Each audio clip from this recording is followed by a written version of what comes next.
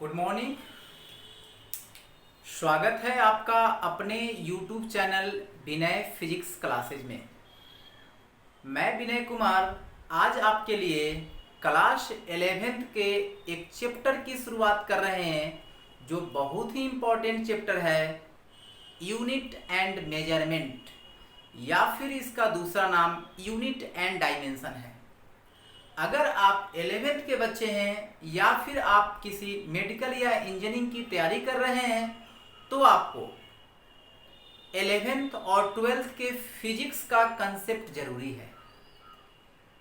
तो आप इसके लिए हमसे जुड़ सकते हैं। मैं आपको ऑनलाइन के माध्यम से क्लास 11th और क्लास 12th के फिजिक्स के सिलेबस को कंप्लीट करूंगा।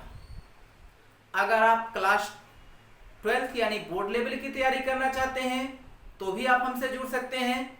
अगर आप 12th पास हैं और आप मेडिकल या इंजीनियरिंग के एंट्रेंस एग्जामिनेशन की तैयारी करते हैं तो भी हम हमसे जुड़ सकते हैं। दोनों के लिए अलग अलग बैचेज हैं। फिलहाल आज जो हम ये चैप्टर स्टार्ट करने जा रहे हैं ये हमारे 11th के बच्चों के लिए है और चैप्टर का नाम हमारा है यूनिट एंड डायमेंशन।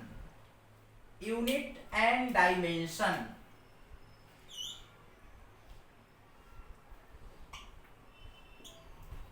यूनिट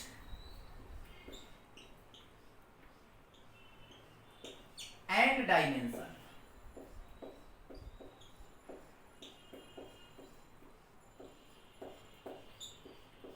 देखिए, इसे हम लोग यूनिट एंड मेजरमेंट के नाम से भी जानते हैं। शायद ये बोर्ड पे नहीं आया। हाँ, इसे हम लोग यूनिट एंड मेजरमेंट के नाम से भी जानते हैं। भले ही ये चैप्टर क्लास 11th के सिलेबस में है, लेकिन इस चैप्टर से क्वेश्चन 12th के बोर्ड एग्जाम में भी पूछे जाते हैं और अगर आप किसी कॉम्पिटिटिव एग्जामिनेशन दोगे तो उसमें भी इस चैप्टर से क्वेश्चन होते हैं। ये कहें कि अगर आप फिजिक्स पढ़ना चाहते हैं तो आप इस चैप्टर को बिल्कुल भी नहीं छोड़ सकते हैं, चाहे आप फिजिक्स किसी भी स्टैंडर्ड का पढ़िए।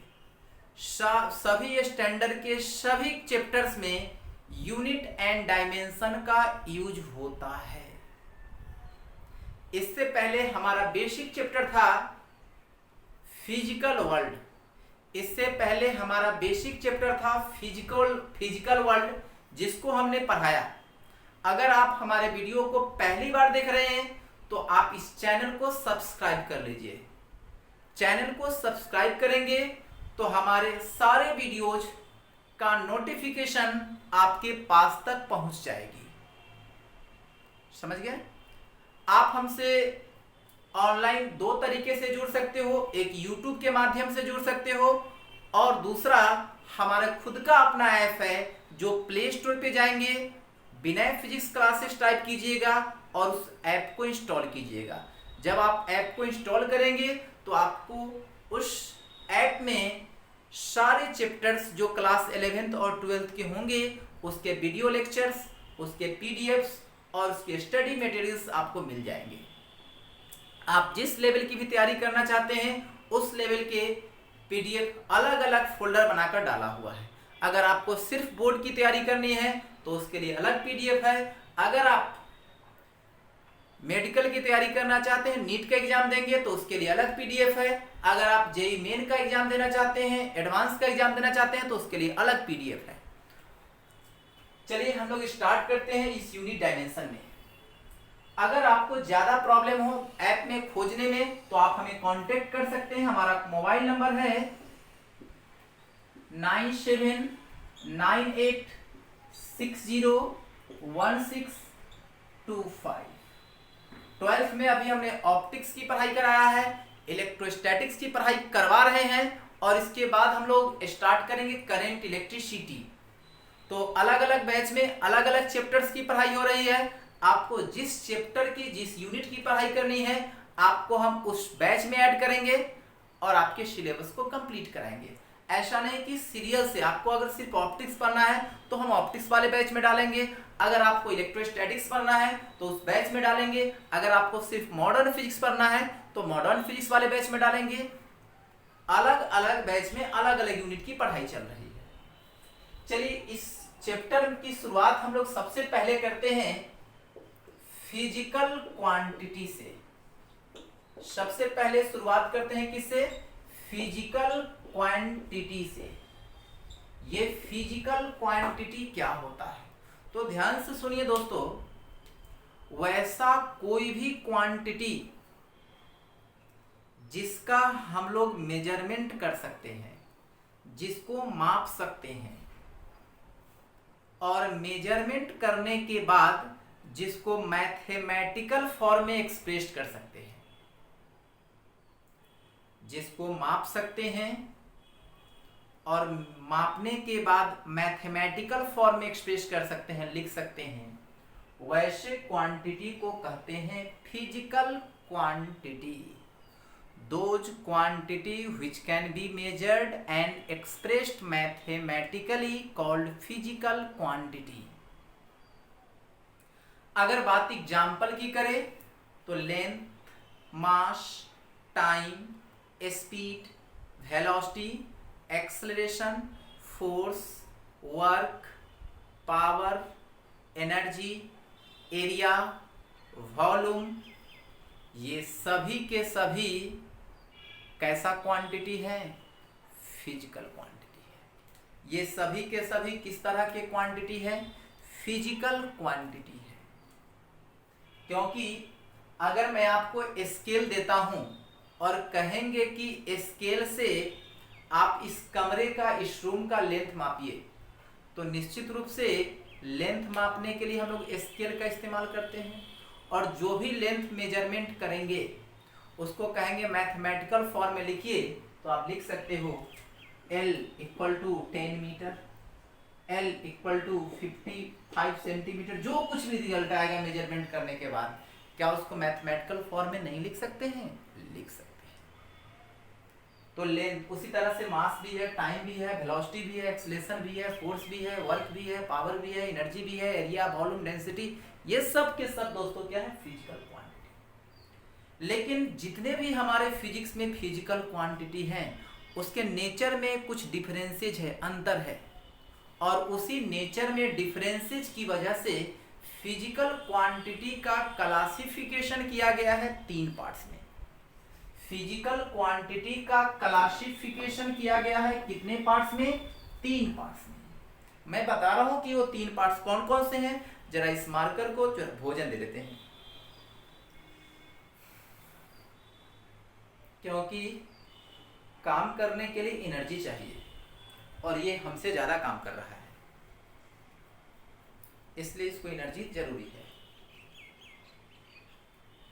अब देखो दोस्तों, हमने कहा कि इस फिजिकल क्वांटिटी का क्लासिफिकेशन किया गया है 3 पार्ट्स में। जो 3 पार्ट्स है उसमें सबसे पहला है फंडामेंटल क्वांटिटी। सबसे पहला क्या है? Fundamental quantity. दूसरा हमारा है दोस्तों डेराइव्ड क्वांटिटी। Derived quantity. और तीसरा है सप्लीमेंट्री क्वांटिटी।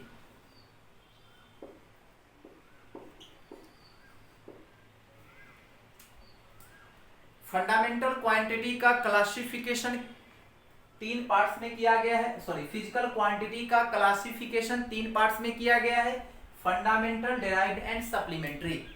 अगर आपसे पूछे कि फंडामेंटल क्वांटिटी क्या है तो डिफिनीशन दीजिएगा। वो ऐसा कोई भी फिजिकल क्वांटिटी जो किसी दूसरे पर डिपेंड नहीं करता है। वैसा कोई भी फिजिकल क्वांटिटी जो किसी दूसरे पर डिपेंड नहीं करता है, सेल्फ डिपेंड करता है, अपने पर डिपेंड करता है, उसको हम लोग कहते हैं फंडामेंटल क्वांटिटी। वैसा कोई भी फिजिकल क्वांटिटी जो दूसरे पर ना डिपेंड करके अपने आप पर डिपेंड करता है, जो सेल्फ डिपेंडेंट होते हैं, उसको हम लोग क्या कहते हैं? Fundamental quantity. और हमारे फिजिक्स में ऐसे क्वांटिटी की संख्या 7 है। हमारे फिजिक्स में फंडामेंटल क्वांटिटी की जो संख्या है वह कितनी है? 7 है। और ये 7 क्वांटिटी कौन कौन से हैं?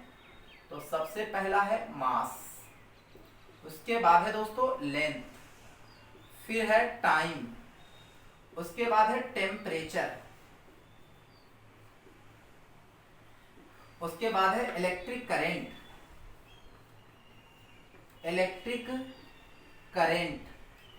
उसके बाद है अमाउंट ऑफ सब्सटेंस,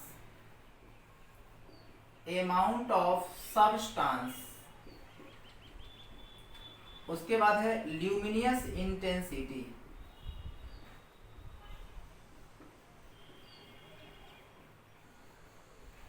देखिए दोस्तों ये 7 जो हमने फिजिकल क्वांटिटी का नाम यहाँ पे लिखा, mass, length, time, temperature, electric current, amount of substance और ल्यूमिनस इंटेंसिटी, ये सातों के सातों है फंडामेंटल क्वांटिटी। ये सातों के सातों क्या है? फंडामेंटल क्वांटिटी है। कौन कौन दोस्तों? Mass, length, time, temperature, electric current, amount of substance और ल्यूमिनस इंटेंसिटी। इन सातों को फंडामेंटल लिस्ट में शामिल किया गया है फिजिकल क्वांटिटी के। दूसरा हमारा कौन सा क्वांटिटी है? Derived quantity. दूसरा हमारा कौन सा क्वांटिटी है? Derived quantity. अब ये डेराइव्ड क्वांटिटी किसको कहेंगे? ध्यान से सुनिए। जो फिजिकल क्वांटिटी अपने एक्सप्रेशन के लिए किसी दूसरे क्वांटिटी पर डिपेंड करता है, जो फिजिकल क्वांटिटी अपने एक्सप्रेशन के लिए किसी दूसरे क्वांटिटी पर डिपेंड करता है, और दूसरे किस पर डिपेंड करता है? तो जो फंडामेंटल क्वांटिटी पर डिपेंड करता है, ऐसे क्वांटिटी को हम लोग कहते हैं डेराइव्ड क्वांटिटी। ऐसे क्वांटिटी को हम लोग क्या कहते हैं? डेराइव्ड क्वांटिटी कहते हैं।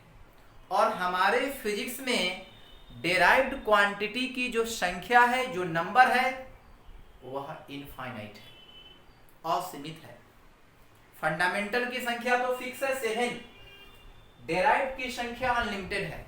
और आप सुनेंगे कि अब डेराइव्ड क्वांटिटी कौन कौन, जब असीमित अनलिमिटेड इसके नंबर है तो कुछ एग्जांपल्स तो बताना पड़ेगा। हाँ भाई, आपको ये 7 फिजिकल क्वांटिटी का हमने लिस्ट यहाँ पे तैयार किया, इन सातों को छोड़कर अब आपको जो भी फिजिकल क्वांटिटी याद आ रहा है उन सभी को आप डाल सकते हो किस लिस्ट में? डेराइव्ड क्वांटिटी के लिस्ट में। एग्जाम्पल की बात मैं लिखूंगा, आप कंपेयर कीजिएगा कि उसमें है कि नहीं। स्पीड, अभी जो 7 लिखा था उसमें है क्या? नहीं। तो स्पीड कैसा क्वांटिटी है? Derived quantity. वेलोसिटी उस 7 में है क्या? नहीं। एक्सेलरेशन नहीं है, फोर्स नहीं है, वर्क नहीं है, पावर नहीं है, एनर्जी, मैं थक जाऊंगा भाई लिखते लिखते। अब ये सारे के सारे क्वांटिटी क्या है? डेराइव्ड है। और ये डायरेक्ट या इनडायरेक्ट वे में किस पे डिपेंड कर रहा है? फंडामेंटल क्वांटिटी पर। ये डायरेक्ट या इनडायरेक्ट वे में किस पे डिपेंड करता है? फंडामेंटल क्वांटिटी पर डिपेंड करता है। हमारा जो तीसरा quantity, that is supplementary quantity. हमारा जो तीसरा क्वांटिटी है वो क्या है? Supplementary quantity. तो now we will discuss about supplementary quantity. वो क्या है? तो देखो दोस्तों, हमने तो कहा कि 7 फंडामेंटल हमारे फिजिक्स में है और रेस्ट जो बचा वो डेराइव्ड है। तो फिर ये डेराइव्ड क्वांटिटी का डिफिनीशन क्या देंगे और फिर एग्जांपल क्या देंगे? तो एक्सेप्शन हर चीज में होते हैं, अपवाद हर चीज में होते हैं। हमारे फिजिक्स में कुछ ऐसे फिजिकल क्वांटिटी हैं जो ना तो सेल्फ डिपेंडेंट होते हैं और ना ही म्यूचुअल डिपेंडेंट होते हैं। ना अपने ऊपर डिपेंड करता है और ना दूसरे के ऊपर डिपेंड करता है। उसी तरह से हमारे फिजिक्स में कुछ ऐसे फिजिकल क्वांटिटी है जो ना सेल्फ डिपेंडेंट होते हैं और ना ही म्यूचुअल डिपेंडेंट होते हैं। ऐसे क्वांटिटी को हम लोग कहते हैं सप्लीमेंट्री क्वांटिटी। क्या कहते हैं उसको? Supplementary quantity. और पूरे फिजिक्स में सप्लीमेंट्री क्वांटिटी की संख्या सिर्फ और सिर्फ 2 है। फंडामेंटल की संख्या 7 है, सप्लीमेंट्री की संख्या, डेराइव्ड की संख्या अनलिमिटेड है और सप्लीमेंट्री की संख्या सिर्फ 2 है। अब वो 2 कौन कौन से है? तो उसमें से पहला है प्लेन एंगल। पहला क्या है? प्लेन एंगल और दूसरा जो है दोस्तों वो है सॉलिड एंगल। अब आप सोच रहे हैं सर ये प्लेन एंगल और सॉलिड एंगल क्या है। तो देखिए, अगर मान लेता हूं कि हमारे सामने एक बोर्ड है, ये एक बोर्ड का एक सरफेस है, एक प्लेन सरफेस है, ये एनसीईआरटी की बुक है क्लास 12 का। ये बोर्ड भी तो एक प्लेन ही है भाई, यहाँ पे तो ज्यादा अच्छा होगा। इस प्लेन पर कोई एगो पॉइंट है, ये इस पॉइंट पर दो लाइन सेगमेंट को मिला दीजिए। तो इस दो लाइन सेगमेंट को जब मिलाएंगे तो उसके बीच कुछ एंगल वेंगल बन रहा है। जो एंगल बन रहा है, this angle is called plane angle. इस एंगल को हम लोग क्या कहते हैं? प्लेन एंगल कहते हैं, रिप्रेजेंट किया थीटा से। और ये सॉलिड एंगल क्या होता है? तो आपने आइसक्रीम खाया होगा ना, आइसक्रीम कई तरह का होता है। कोन वाला आइसक्रीम होता है जिसमें भर के देता है, तो उसमें अंदर में देखते हो कुछ एंगल बना हुआ रहता है। या फिर भुजा वाले को देखोइएगा, एक पेपर को इस तरह से कोन बनाकर फोल्ड करती है, तो अंदर में जो एंगल बनता है उसी को हम लोग कहते हैं सॉलिड एंगल। और सॉलिड एंगल को रिप्रेजेंट करते हैं ओमेगा से, प्लेन एंगल को दोस्तों थीटा से, और सॉलिड एंगल को रिप्रेजेंट करते हैं किससे? ओमेगा से। प्लेन एंगल को रिप्रेजेंट करते हैं थीटा से और सॉलिड एंगल को रिप्रेजेंट करते हैं किससे? ओमेगा से। आई बात समझ में? तो ये था हमारा फिजिकल क्वांटिटी और उसका क्लासिफिकेशन। बट हमारे चैप्टर का नाम क्या है? Unit and dimension. हमारे चैप्टर का नाम क्या है? Unit and dimension. तो हमें यूनिट क्या है इसे भी तो बताना पड़ेगा, एक्चुअल वहीं तो पहुंचना ही है। लेकिन शुरुआत हमने किया फिजिकल क्वांटिटी से और उसके क्लासिफिकेशन से। अब मैं बात करता हूं यूनिट के बारे में। यूनिट क्या है? देखिए, जितने भी हमारे फिजिक्स में, अब मैं डिफाइन करने जा रहा हूं किसको? यूनिट को। यूनिट क्या है? जितने भी हमारे फिजिक्स में फिजिकल क्वांटिटी हैं, जितने भी हमारे फिजिक्स में फिजिकल क्वांटिटी है, अगर हम उसका मेजरमेंट करते हैं तो मेजरमेंट को कंप्लीट रूप से एक्सप्रेस करने के लिए, मेजरमेंट को कंप्लीट रूप से एक्सप्रेस करने के लिए उस मेजरमेंट के साथ किसी न किसी स्टैंडर्ड को लगाएंगे जो उसके वैल्यू को कंपेयर करेगा। उसी स्टैंडर्ड को हम लोग कहते हैं यूनिट। जैसे अगर हम लोग लेंथ का मेजरमेंट करते हैं तो लेंथ का मेजरमेंट लिख दिया 5 मीटर, यानी मेजरमेंट आया 5, और सिर्फ 5 नहीं लिखेंगे, मेजरमेंट को कंप्लीट बनाना है तो इसके साथ कुछ न कुछ स्टैंडर्ड यूज किया गया। जो भी स्टैंडर्ड यूज किया गया है उस स्टैंडर्ड को हम लोग क्या कहेंगे? यूनिट कहेंगे। लेंथ के लिए और भी कई सारे स्टैंडर्ड है, metre, centimetre, kilometre, foot, millimetre, decimetre. उसी तरीके से अगर मास का मेजरमेंट करना है तो उसके लिए भी हमारे पास कई सारे स्टैंडर्ड है, किलोग्राम, ग्राम, टन, पाउंड। नहीं, अगर टाइम का मेजरमेंट करना है तो उसके लिए भी कई सारे स्टैंडर्ड है, minute, second, hour, day, month, year. इस तरह से जितने भी हमारे फिजिक्स में फिजिकल क्वांटिटी है, उस फिजिकल क्वांटिटी के मेजरमेंट को कंप्लीट रूप से एक्सप्रेस करने के लिए, उस फिजिकल क्वांटिटी के मेजरमेंट को कंप्लीट रूप से एक्सप्रेस करने के लिए जिस स्टैंडर्ड का प्रयोग करते हैं उस स्टैंडर्ड को कहते हैं यूनिट।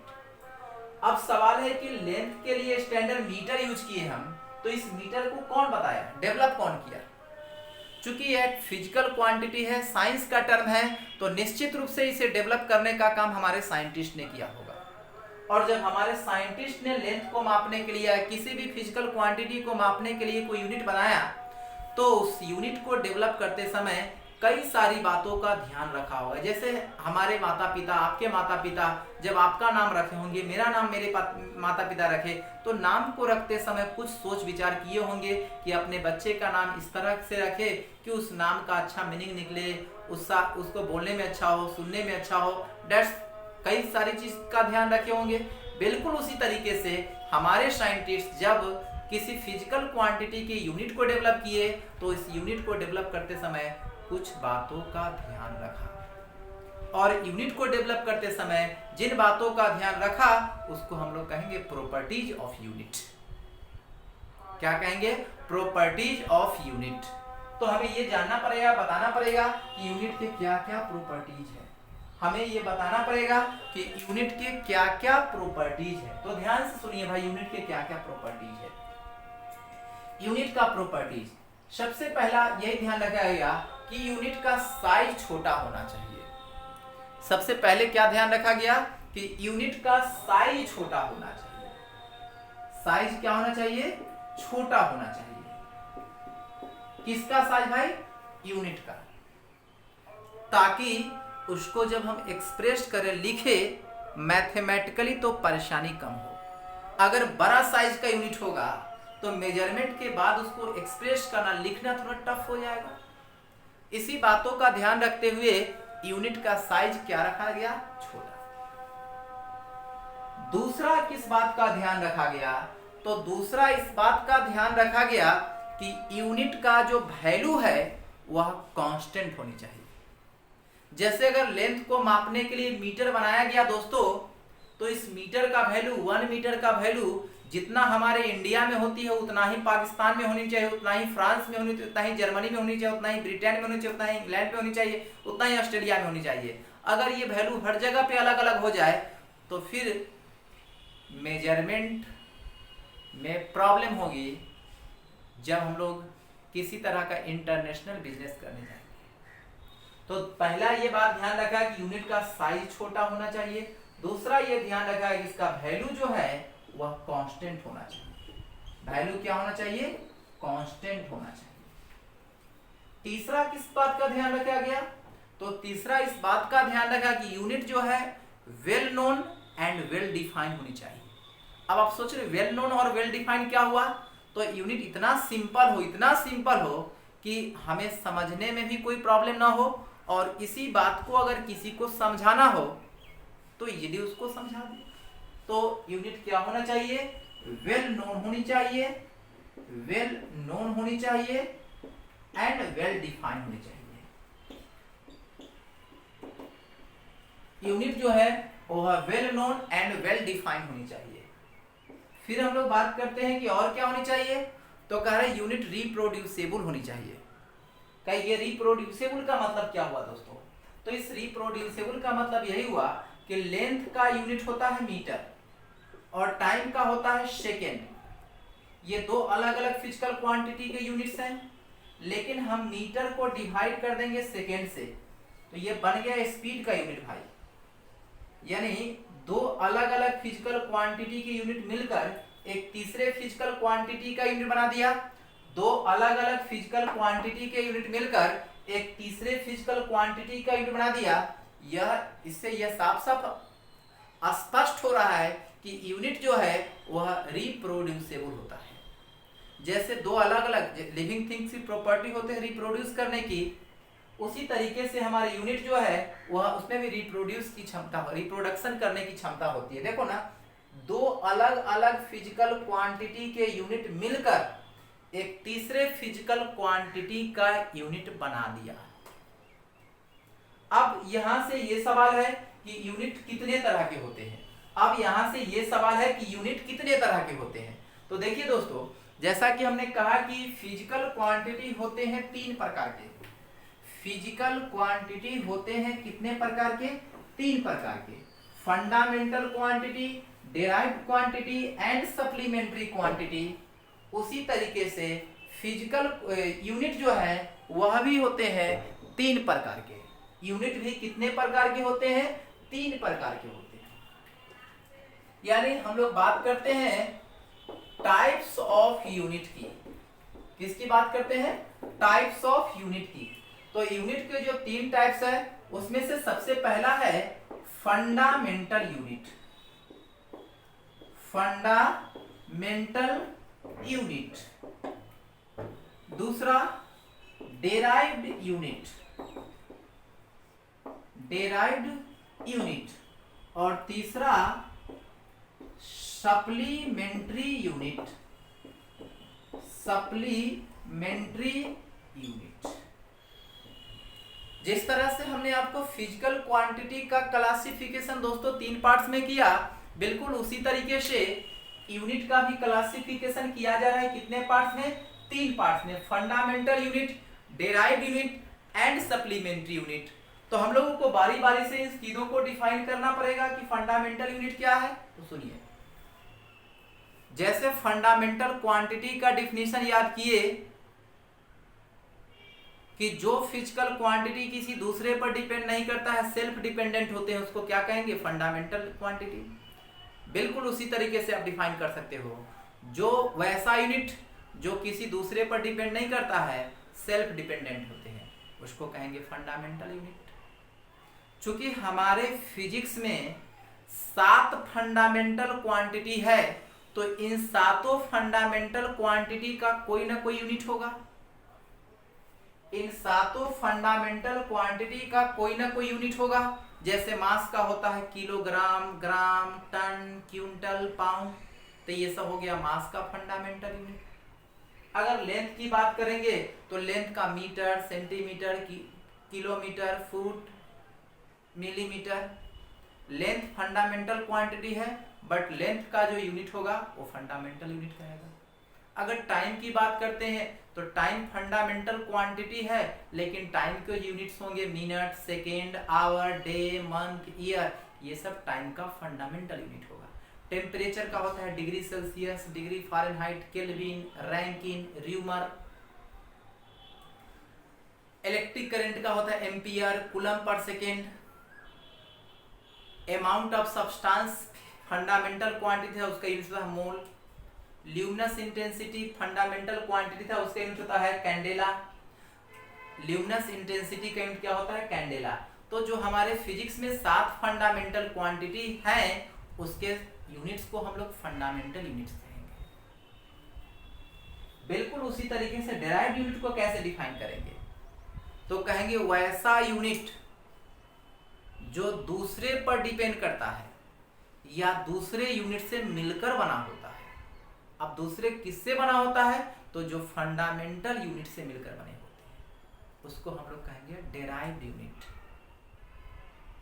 या फिर इसको आप दूसरे तरीके से भी डिफाइन कर सकते हो, the unit of derived quantity. The unit of derived quantity is called derived unit. भाई हमने स्पीड बताया डिराइव्ड क्वांटिटी होता है, स्पीड हमने बताया कि डिराइव्ड क्वांटिटी होता है। तो स्पीड का यूनिट होता है मीटर पर सेकेंड। भाई मीटर फंडामेंटल है, सेकेंड फंडामेंटल है, और दोनों मिला मीटर और सेकेंड तो बन गया डिराइव्ड यूनिट। मैं फोर्स की बात करता हूँ, फोर्स डिराइव्ड क्वांटिटी है केजी मीटर पर सेकेंड स्क्वायर। देखिए तो KG fundamental, metre fundamental, second fundamental, ये सब मिला एक खास कंडीशन, खास रेशियो में, खास मल्टीप्लाई में, तो बन गया डिराइव्ड यूनिट। तो दो तरीके से आप डिराइव्ड यूनिट को डिफाइन कर सकते हो, the unit of derived quantity is called derived unit, या दो unit which depends on fundamental unit is called derived unit. And the last one is supplementary unit. हमारा तीसरा जो यूनिट है वो क्या है? Supplementary unit. तो इसको भी आप उसी तरीके से डिफाइन कर सकते हो। किस तरीके से भाई? तो हमने कहा था कि वैसा फिजिकल क्वांटिटी जो ना तो फंडामेंटल होते हैं और ना ही डिराइव्ड होते हैं, उसको हम लोग कहते हैं सप्लीमेंट्री क्वांटिटी। तो कहेंगे वैसा यूनिट जो ना तो फंडामेंटल होते हैं और ना ही डिराइव्ड होते हैं, उसको कहेंगे सप्लीमेंट्री यूनिट। या एक दूसरे तरीके से डिफाइन कर सकते हो, the unit of supplementary quantity. Supplementary quantity की यूनिट को हम लोग क्या कहेंगे? सप्लीमेंट्री यूनिट कहेंगे। क्योंकि हमने बताया कि हमारे फिजिक्स में 2 सप्लीमेंट्री क्वांटिटी है। हमारे फिजिक्स में 2 सप्लीमेंट्री क्वांटिटी है, एक प्लेन एंगल जिसको कि हमने थीटा से रिप्रेजेंट किया था, और दूसरा सॉलिड एंगल जिसको कि ओमेगा से रिप्रेजेंट किया।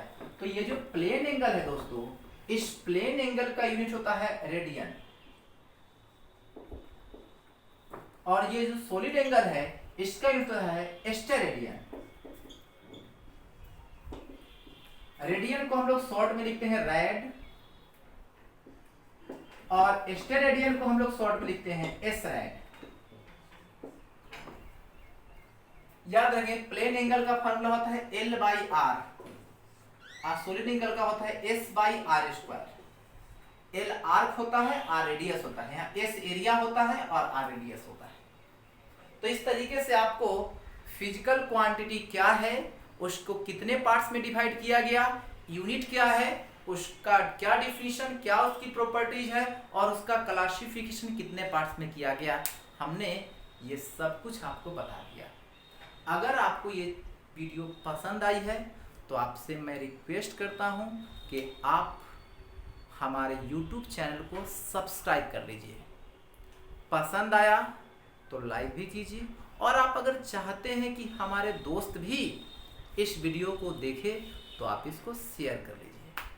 अगर आप 11th के बच्चे हैं या 12th के बच्चे हैं या 12th पास आउट हैं और आप साइंस के तरफ यानी किसी कॉम्पिटिटिव एग्जामिनेशन की तैयारी कर रहे हैं तो आप हमसे जुड़ सकते हैं।